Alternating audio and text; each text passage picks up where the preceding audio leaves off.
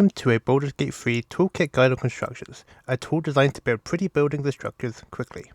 You can find them here on the Roots Asset tab, split between two major food groups, SPL, meaning spline, and wall, meaning, well, walls follow straight lines, typically in 4 or 8 directions, whereas splines are faithful lines designed to bend and wrap. For the sake of this tutorial, we'll mostly be talking about walls for the sake of simplicity, however most of the information here is also applicable to splines as well. After pulling a wall piece into the world and selecting it, the toolbar on the side will showcase more tools.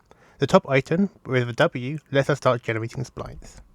With the tool selected, the blue square indicates where we are currently building from. Holding left click in the world will generate a wall as close to your mouse as the wall will allow, and releasing places the node. Clicking a node you've already placed lets you adjust its placement, unless it's between two nodes, in which case instead of blue, it will be red. To edit this red node, hold Ctrl and select the node that defines the direction you want to edit, after which you can move the nodes in one axis. You can also add a node mid-wall by clicking somewhere on the gizmo slice. This lets us add junctions in the wall. You can also remove nodes by pressing delete. The toolbar also gives us a range of options. For now, we'll check the first 7 and come back to the rest later. The top is the base building tool we've just used. The second is a tile editor. We'll come back to this shortly. The third lets us connect nodes together to create buildings. Note that this only looks at 90-degree angles, so you'll need to add support nodes to link nodes at 45-degree angles together. Fourth is a toggle that maintains the same wall length as the last place wall. I'll be honest, not found many uses of this, but it's there. The fifth is a toggle that auto snaps us to the nearest node alignment. This is the same as holding shift. Sixth is used for spline walls, which automatically puts the spline nodes that follow the terrain so it can follow dips and hills easily. And the seventh is a toggle that allows for tile stretching, letting tiles break their normal sizes.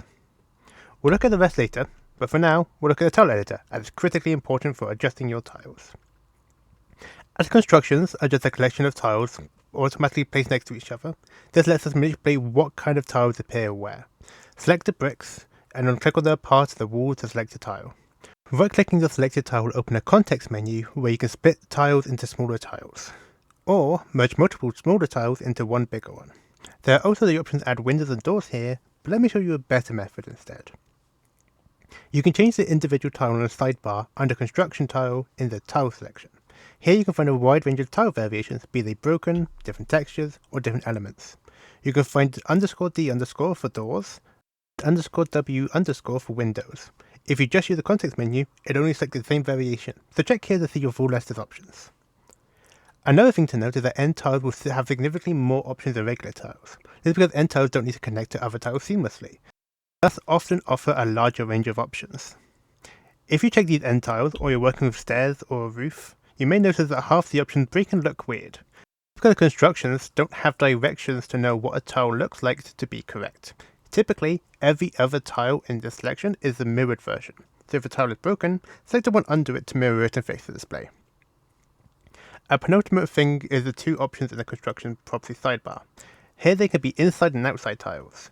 These can often offer a brand new texture and tile set immediately, which when compared with the construction tile property place two tiles, let you create fancy buildings with different yet matching exterior and interiors. This is only on some tile sets, so keep an eye out. The final note is that you can delete tiles, which automatically add the required nodes to maintain the shape and add the wall tiles. This lets you create gaps in edge tiles where you need them, be it to display massive destruction or add custom doorways. If you look further down the toolbar, we can see some pink icons.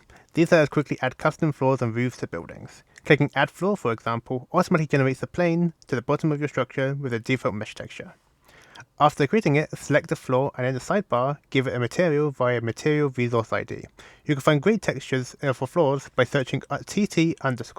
The TT either stands for terrain texture or tileable texture, it's one of the two, and these are designed to be on the floor and repeated, which makes them perfect for this use case. To add things such as staircases, click the Add Hole button in the toolbar, and then click 3 times the floor to generate a triangle. Then, just like building walls, you can click and drag a line from the triangle to add more nodes to the hole, and adjust the nodes themselves to fit as you need. You can also hide the wall splines if you need to adjust the floor splines more precisely, by clicking the toolbar icon with the eye on it. This is useful if you're building overhangs or balconies, or if your building isn't one big structure. Something to note if you're working in a multi-story building is that these floors are two-dimensional, which is strange and illogical. We can fix this with a method we call trims, adding a model or construct to give the appearance of depth. I would suggest searching the word trim or looking for similar models like pillars, palisades, and beams. Easily layer constructs together by keeping an eye on the depth. If a wall has a depth equal to a tile, you can add an outer construct to add depth and detail. Lavin uses this technique with arches to make buildings look a little different and a little bit more interesting. A lot of the buildings Lavin uses aren't just one structure, but lots of smaller ones. This is used to manipulate what models and textures appear where to get the perfect look or layer more detail into your builds. The final tip is that constructs are simply a base to work from. Most of the pillars or key details that the structures use can be found as individual models, letting you extend their visuals and keep things uniform in a way that looks good. And that's it for constructs for now. In the future, we may look into how to make your own constructs, but the next video will be a quick guide on terrains. Good luck modding!